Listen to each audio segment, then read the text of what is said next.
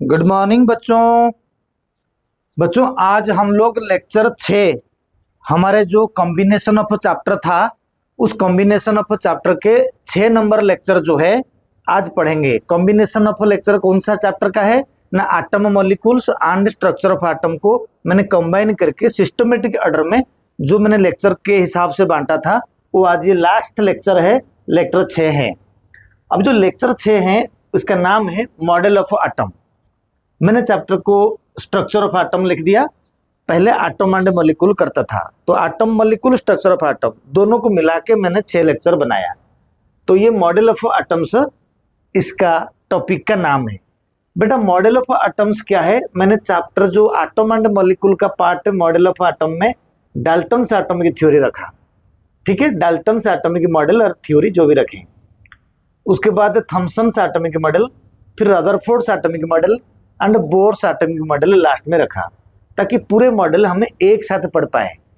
तुम्हारे atom and molecule chapter के अंदर में डाल्टन्स एटॉमिक की थ्योरी लिखा हुआ है एंड क्या बोलते हैं स्ट्रक्चर ऑफ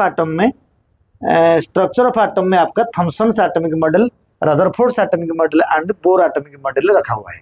अब मैंने उनको सारे मॉडल को एक साथ करूंगा, लेकिन एक वीडियो में नहीं होगा। हमें इसे पूरे 6 नंबर लेक्चर को पार्ट 1, पार्ट 2, पार्ट 3, पार्ट 4 कर देंगे।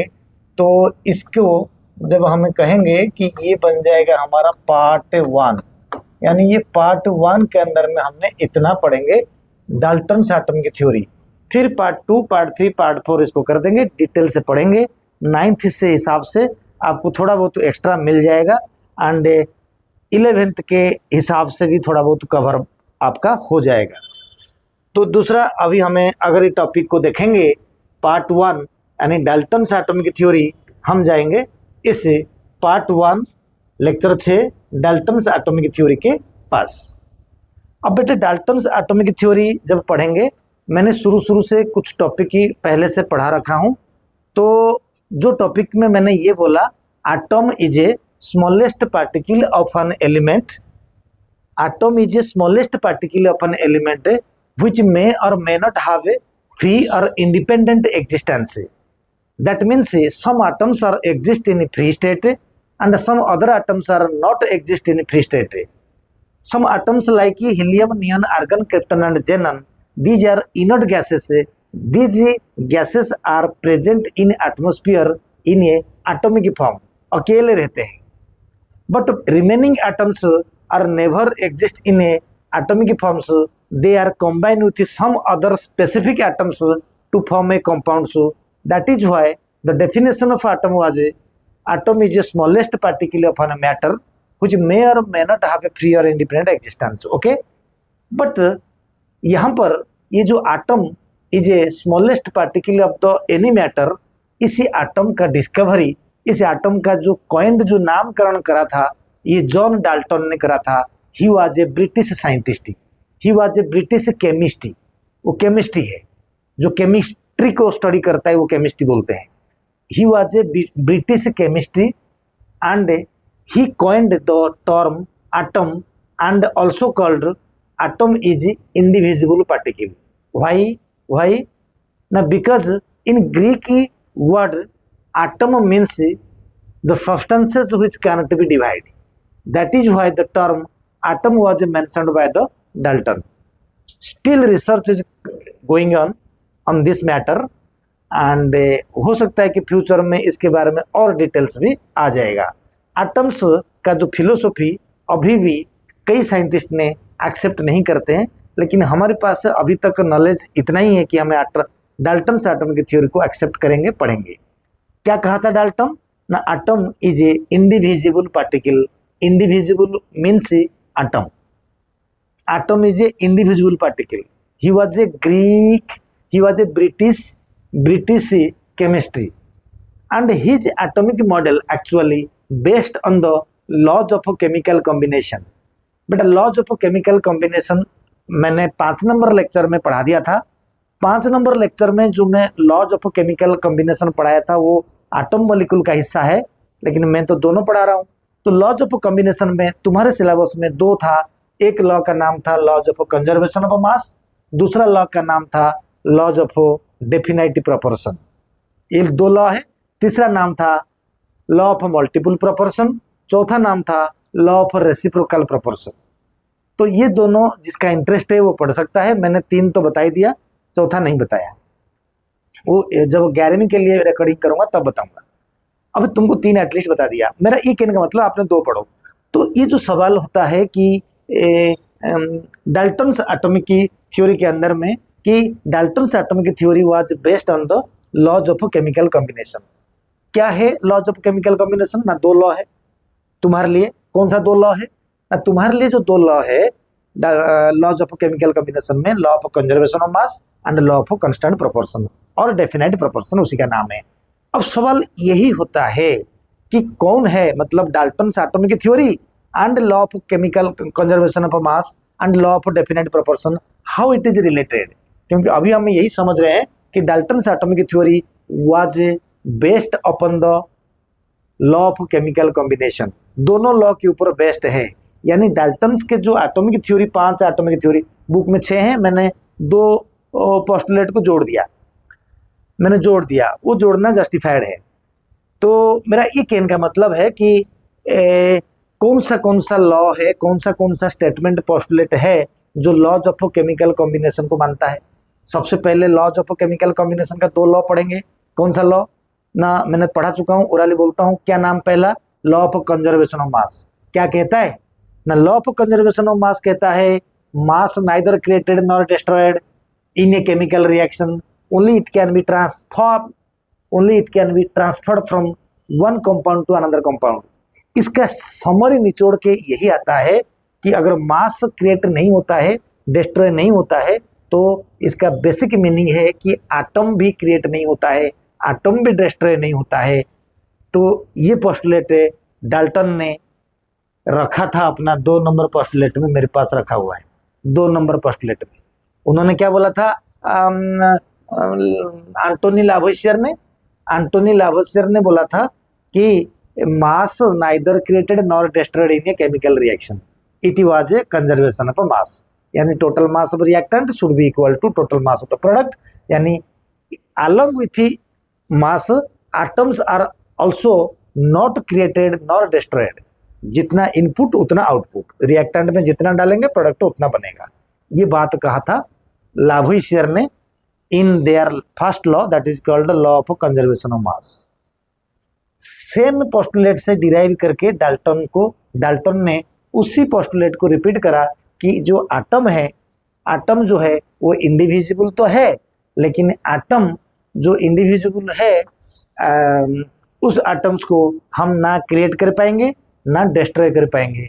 किसी भी केमिकल रिएक्शन में एटम भले ही आज किसी दूसरे के साथ है तो कल दूसरे तीसरे के साथ होगा। मतलब अगर हमने एक रिएक्शन में ऑक्सीजन को सपोज C6H12O6, अब ये जो ऑक्सीजन ग्लूकोज में रखा हुआ है, अगर हम इसको ऑक्सीडेशन कर देंगे 6 मॉलिक्यूल ऑक्सीजन देके, तो प्रोडक्ट में जो बनेगा 6 carbon dioxide, 6 water and ATP बन जाएगा, एनर्जी।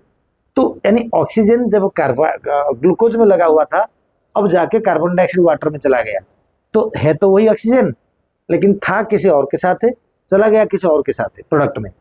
तो यानी भले ही किसी और के साथ कंबाइन होकर नया कंपाउंड बनाए, मगर जितना ऑक्सीजन था रिएक्टेंट साइड में, प्रोडक्ट में उतने ही ऑक्सीजन रहेंगे। इसका मतलब यही है। तो समझ में आ गया। तो लॉ ऑफ केमिकल कॉम्बिनेशन के साथ डाल्टन एटम की थ्योरी का क्या ताल्लुक है? ना डाल्टन एटम की थ्योरी का ये ताल्लुक है, पहला 2 नंबर पोस्टुलेट को देख लो, आपके पास लिखा हुआ है, आप लिख सकते हो। 2 नंबर पोस्टुलेट है मेरे पास रखा हुआ है, जो atoms are indivisible particles which can not be created and which can not be destroyed in a chemical reaction. ये बोला, आप जरा गौर करो। उन्होंने बोला था मास, इन्होंने बोला एटम।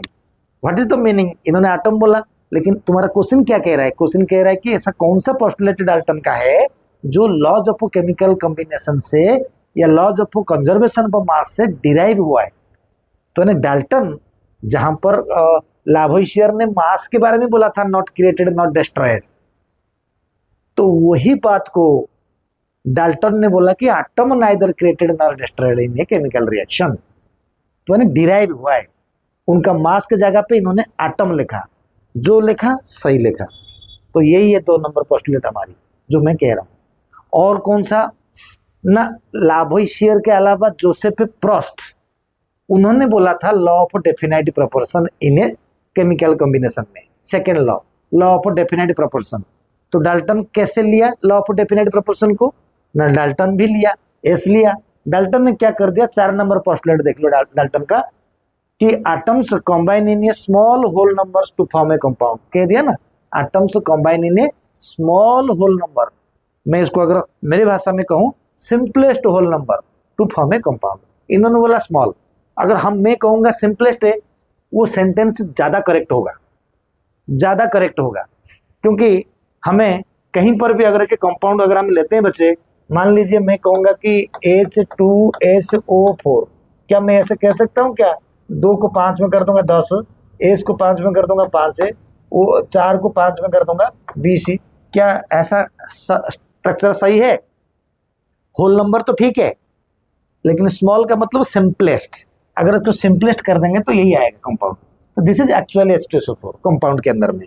तो यही बात मैं कहना चाहता था कि इसके अंदर में जो टॉपिक था ये है। मैंने जोसेफ प्रोस्ट को क्या बोला था ना, atoms are combine in a to form a compound in a definitive proportion by mass, definitive proportion by mass. ये डाल्टन के 4 नंबर पोस्टुलेट में जरूर लिखा हुआ है स्मॉल होल नंबर, आप लिख सकते हो सिंपलेस्ट होल नंबर, आपकी लाइन ही ज्यादा प्योर एंड परफेक्ट होगा। ओके, कॉम्बिनेशन का 2 लॉ मिल गया। इसके अलावा और क्या क्या डाल्टन एटम की थ्योरी में था ना, डाल्टन एटम की थ्योरी में बेटा मैंने जो 3 नंबर पोस्टुलेट लिखा, इसमें मैंने 2 पोस्टुलेट को डाल्टन का जोड़ दिया। उसने बोला कि मान लीजिए मेरे पास प्रेजेंट होता है एक पीस ऑफ आयरन, ये होता है आयरन। बेटा आयरन के अंदर में आयरन पार्टिकल होंगे, और मेरे पास के अंदर में रखा हुआ है, व्हाइट में लिख देता हूँ, सपोज सिल्वर, एक सिल्वर का पीस है, एक आयरन का पीस है, एक छोटा सा आयरन पीस है, एक सिल्वर पीस है। अरे भाई आयरन के अंदर में आयरन होगा, आयरन के अंदर में Fe पार्टिकल होंगे, ये पार्टिकल Fe, आयरन का सिंबल होता है Fe, तो Fe होंगे। सिल्वर के अंदर में सिल्वर पार्टिकल, ये देखो सिल्वर, यानी सिल्वर के अंदर में million and millions of silver atoms present होंगे, यानी इसका सिल्वर में सिल्वर होगा, आयरन में आयरन होगा। ठीक है, जैसे कहावत सुना होगा, भाई आम के पेड़ में कभी खजूर होता है क्या? नहीं होता है। लेकिन आज की टेक्नोलॉजी में जब हमें आगे तुम लोग को बटनी पढ़ोगे, नीट सिलेबस के हिसाब से थोड़ा और हायर क्लासेस में जाओगे, ऐसा जो पॉसिबल होता है ग्राफ्टिंग टेक्नोलॉजी में, चलो वो बात अलग है। तो एग्जैक्टली हम देखेंगे कि अगर प्योर आयरन है तो उसमें एटम आयरन ही होगा, अगर प्योर सिल्वर होगा तो उसके अंदर में सिल्वर ही होगा, प्योर गोल्ड होगा 24 कैरेट वाला, उसमें सिर्फ गोल्ड एटम ही होंगे। 22 कैरेट के अंदर में वो 22 कैरेट हो जाएगा 91.6% हो जाएगा, यानी उसके अंदर में 8.4% डिफरेंट अदर मेटल को जोड़ के फ्यूज करवा के गोल्ड बनाया जाता है। 21 कैरेट, 24 कैरेट प्योर है, कैंट बी यूज, वो मेल्ट हो जाता है, वो सॉरी क्या होता है, बेंड हो जाता है, राइट। अब सवाल यही होता है कि ये जो मैंने बात करा तो डाल्टन का 2 पोस्टुलेट को मैंने एक साथ डिस्कस कर रहा हूँ। कैसे ना, डाल्टन ने कहा था कि atoms of same element made up of same kind of atoms, a particular element made up of same kind of atoms, and different element have a different kind of atoms, different element have a different kind of atoms. See here 3 number postulate देखो, atoms of a given element are identical in mass and chemical properties, whereas a different element has a different mass and chemical properties। बोला कि मैंने जैसे बोला atoms of same element have a same mass and same chemical properties, whereas atoms of different element have a different mass and different chemical properties। भाई वो की भाई सब बिल्कुल सही है, अलग अलग एलिमेंट है। मान लीजिए मेरे पास एक चाबी है, ये आयरन है, मेरे पास एक बॉटल है, ये प्लास्टिक, इसमें कार्बन होगा, या कुछ और मेटल अगर मैं ले सकता हूँ कि दूसरे मेटल को ले लूँगा, या कोई और भी मेटल हमें यूज कर सकते हैं।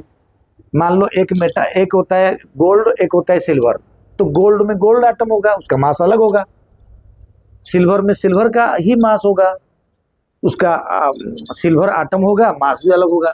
तो मेरा ये कहने का मतलब है, ये जो 3 नंबर पोस्टुलेट में बोला गया है कि atoms of same element have A same mass, यानी पूरे बड़ा सा मेटल में जितने भी एटम होंगे हर एटम का मास सेम होगा, राइट। एंड इन सब का जो केमिकल रिएक्शन होंगे वो सिमिलर ही हो, इनका केमिकल रिएक्शन भी सिमिलर होगा। Iron plus chlorine is equal to FeCl2 या FeCl3, depends upon their valency. Copper अगर मान लीजिए कि मेटल लेते हैं, copper plus chlorine is equal to copper chloride CuCl2 और CuCl। तो मैं ये जो सपोज CuCl2 लेता हूँ तो कॉपर का तो कॉपर क्लोराइड ही बनेगा। मेरा कहने का मतलब है कि कॉपर हमेशा केमिकल रिएक्शन में क्लोरीन के साथ CuCl2 बनाता है अगर 2 वैलेंसी है तो। उसका वेरिएबल बैलेंस होता है, इसलिए मैंने 2 कह रहा हूँ। अदरवाइज ही अगर मैं एक के कहूँगा कॉपर क्लोराइड क्लोरीन के साथ है। तो यही बात डाल्टन का 3 नंबर पोस्टुलेट में रखा गया है। एक्चुअली 3 4 में था, मैंने जोड़ दिया, मैंने 3 में रखा कि atoms of same element have A same mass. भाई एक पीस ऑफ आयरन में जितने एटम होंगे सबका मास सेम है एंड सबका रिएक्टिविटी, केमिकल रिएक्टिविटी सेम है। और दूसरे एलिमेंट मान लो एक था आयरन, एक था सिल्वर, तो सिल्वर के अंदर में जो मास होगा सिल्वर का, वो आयरन एलिमेंट के अंदर में आयरन का मास तो अलग होगा। तो वही बात बोला, एटम्स ऑफ डिफरेंट एलिमेंट है, मतलब गोल्ड के एलिमेंट, पीस को एलिमेंट कह रहा हूं मैं, ये दूसरा पीस है सिल्वर आयरन का, दूसरा पीस है गोल्ड का। मान लो 2 पीस मेरे पास है, तो मान लो कि ये होता है मेरा जो मार्कर पेन है, ये होता है गोल्ड सिल्वर, ये होता है आयरन। तो आयरन के अंदर में जो पार्टिकल है वो आयरन ही होगा, सिल्वर के अंदर में जो पार्टिकल होगा वो सिल्वर ही होगा। तो इनका मास अलग होगा, इनका मास भी अलग होगा। कौन सा मास? एटम का मास। इसके अंदर में जो एटम है उसका मास अलग है, इसके अंदर में जो एटम है उसके मास अलग होंगे। ऑफ कोर्स अलग होंगे, बड़ी बात तो है नहीं। तो यही बात बोला 3 नंबर में, atoms of different element have a different mass and different chemical properties. Atoms of same element have A same mass and same chemical properties. It was A 2 law था, लेकिन मिला जुला था। मैंने होयाराज करके 2 सेंटेंस को जोड़ दिया, होयाराज करके 2 सेंटेंस को जोड़ दिया। You understand? करेक्ट हो गया। बाकी टुकड़ा मुकड़ा है। पहला, all matter made up of a very tiny particles is called atom and atom is not divided. ये तो सबको पता ही है, पहला पार्ट हो गया। 4 नंबर मैंने बोल चुका हूं, मतलब atoms are combine in a definite proportion by mass and it obeys the laws of definite proportion proposed by Joseph Proust. The relative number and kinds of atoms is constant in a given compound. इसका मतलब क्या कहता है? इसका मतलब क्या कहता है कि relative number and relative number of elements are constant in a particular compound. हाँ बिल्कुल सही ये बात है, क्योंकि हमें H2SO4 या सपोज कहेंगे कार्बन डाइऑक्साइड, सपोज हमने कहेंगे इसमें से कार्बन डाइऑक्साइड, मैं कहूँगा कार्बन डाइऑक्साइड। तो बोला कि relative number of elements are constant. भाई क्या कांस्टेंट नहीं है? कार्बन डाइऑक्साइड में क्या 4 कार्बन आएगा? कार्बन डाइऑक्साइड में सिर्फ एक ही कार्बन आएगा एंड 2 ऑक्सीजन आएंगे, तो एक रेशियो में रहेंगे। ये कंपाउंड का नाम है। सपोज मैं कहूँगा वाटर के अंदर में 2 हाइड्रोजन आएगा, 1 ऑक्सीजन आएगा, फिक्स्ड है। मैं अमोनिया कहूँगा, अमोनिया के अंदर में 1 नाइट्रोजन आएगा, 3 हाइड्रोजन आएगा, वो फिक्स्ड है। तो क्या बोल दिया उन्होंने? ऐसा क्या बोल दिया बता दो? इसने यही बोल दिया, तो relative number and kind of atoms are constant in a particular compound. जब कोई पर्टिकुलर कंपाउंड होगा उसके अंदर में जो रिलेटिव नंबर होंगे वो कांस्टेंट जरूर होंगे, वो फिक्स्ड जरूर होंगे, कभी बदलेगा नहीं। क्योंकि हम कभी भी वाटर को ऐसा नहीं बोलेंगे कि ऐसा नहीं बोलेंगे, गलत है। हमें हमेशा जानते हैं कि वाटर H2O है, ये स्टडी ऑलरेडी कर चुके हैं, ठीक है। तो किसी भी कंपाउंड, आपने नाइट्रिक एसिड ले लो, HNO3 ले लो, इसमें 1 हाइड्रोजन होगा, 1 नाइट्रोजन होगा, 3 ऑक्सीजन होंगे। तो इसका मतलब यही बनता है कि इसके जो कंपाउंड होता है इस कंपाउंड में जो एटम होते हैं वो हमेशा हमेशा के लिए फिक्स्ड रहते हैं, यानी इसके अंदर में जो एटम्स होते हैं ये relative number of atoms and kind of atoms are always constant in a compound. यही बात उन्होंने कह दिया था 5 नंबर में। फिर क्या बोला था, बोलते बोलते ये बोल दिया कि अगर एक पर्टिकुलर कंपाउंड के अंदर में number of atoms, relative number of atoms constant होने के बावजूद भी एटम के अंदर में जो पार्टिकल होते हैं, मान लो ये क्या एटम है, ये एटम के अंदर में ये न्यूक्लियस है, न्यूक्लियस के अंदर में क्या होता है, proton plus neutron and electron इसको सराउंडिंग में रिवॉल्विंग करता है। तो उन्होंने कहा, एग्जैक्टली बोला नहीं, बोला कि नेक्स्ट चैप्टर में पढ़ोगे, मैंने लिख दिया। उन्होंने कहा कि एक कंपाउंड के अंदर में relative number of atoms and kinds of atoms are constant, of course constant. किसी भी कंपाउंड ले लो, sulphuric acid, nitric acid, sodium carbonate, sodium sulphate, sodium oxalate, किसी भी कंपाउंड दुनिया में होता है, तो किसी भी कंपाउंड के अंदर में जो एलिमेंट होते हैं वो एलिमेंट का एक relative numbers and their kinds. Relative number का मतलब टोटल में ये कितना है, H2SO4 टोटल में कितना है, 2, 1, 3, 4, 7 है। 7 एटम में से हाइड्रोजन का 2 होंगे ही होंगे, उसको बोलते हैं रिलेटिव। मतलब 2/7 है, टोटल एटम 7 है, उनमें से हाइड्रोजन 2, राइट। समझ लो, सपोज मैं कहूँगा वाटर, हाइड्रोजन कितना है ना, 2/3, टोटल एटम 3, हाइड्रोजन 2 एटम से, ऐसे इसको कहते हैं रिलेटिव। यानी relative number of atoms and kind of atom, different kind of atoms are remain constant in a compound. यही बात इन्होंने बोला, शायद आप लोग को याद हो गया होगा।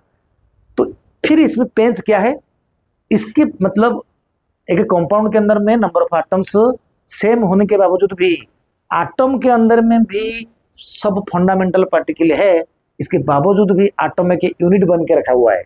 जिस तरीके से हमारा इंसान एक बॉडी है, उसमें हेड है, हाथ है, पैर है, बॉडी है, नेक है, कान है, तो ये सारे ऑर्गन को हमें एक बॉडी कहते हैं। ठीक है, उसी तरीके से अगर एक हाथ काट दे हम कहेंगे ना कि एक इंसान है, नहीं। इंसान का मतलब instead of human being consisting of number of body parts, still human being is a whole single creature. Exactly, instead of atom consisting